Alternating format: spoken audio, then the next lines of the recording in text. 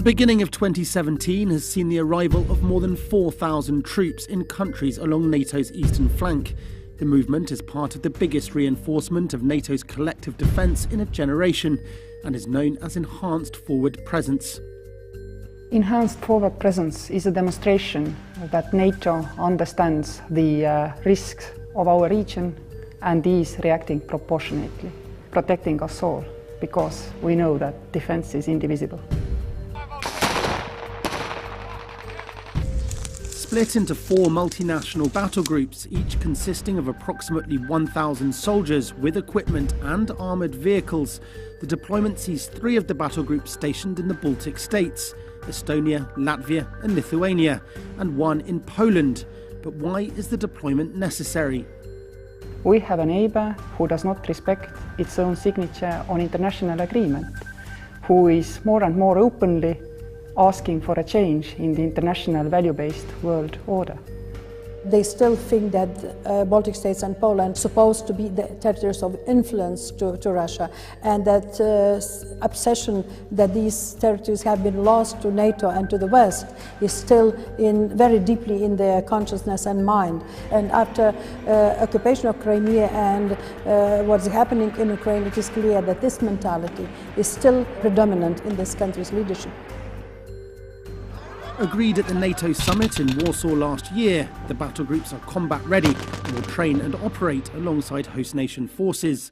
But just how serious is the threat? We don't see any imminent threat against any NATO ally, but we see a more assertive Russia. A Russia which has significantly increased its military presence in this region, which has invested heavily in defense military for many years. A Russia which has been willing to use military force against a neighbor, against Ukraine, and also against Georgia. The Baltic States, which have large Russian-speaking populations and also share a border with Russia, were occupied during the Soviet Union era, before regaining their independence in 1991. From very small age, you felt repressed and occupied.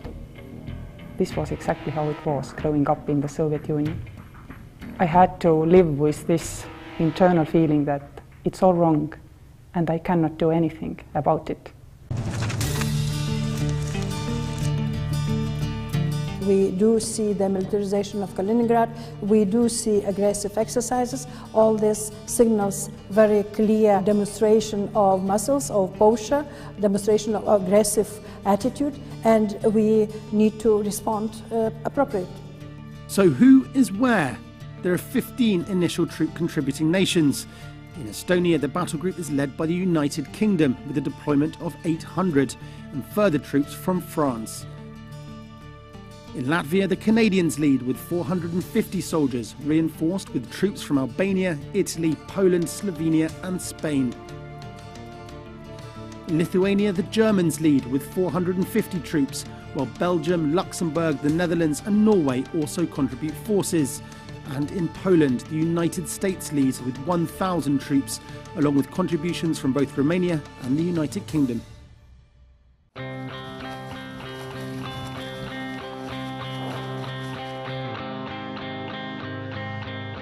People do see soldiers from Enhanced Forward Presence, our British and French allies. They also see the Baltic Air Police mission airplanes flying over their heads on exercise or scrambling to look at the planes which are violating our airspace.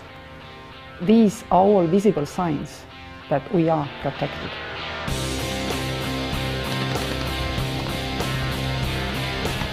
The 4 battle groups will deploy on a rotational basis, with more nations expected to contribute forces in the future.